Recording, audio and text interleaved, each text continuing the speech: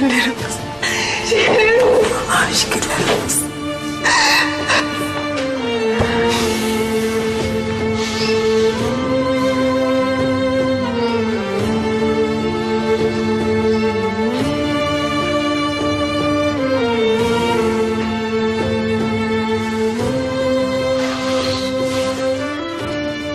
Yaşıyorsun.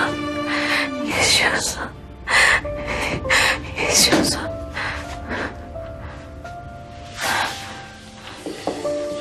İyi misin sen? İyi misin? Bir şeyin yok değil mi? İyiyim.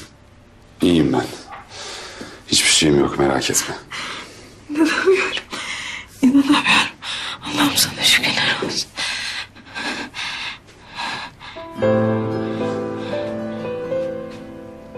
Gördüm, senin motorundu. Tarık'a vermiştim motoru. Ama iyiymiş çok şükür.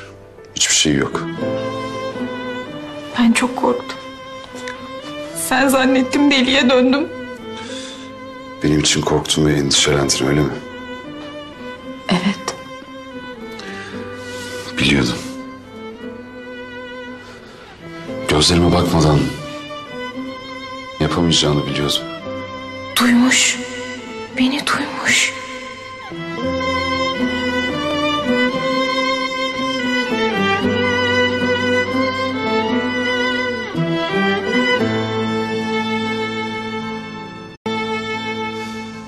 Neden öyle dediğini, neden boşanmak istediğini bilmiyorum ama inandığım ve bildiğim tek bir şey varsa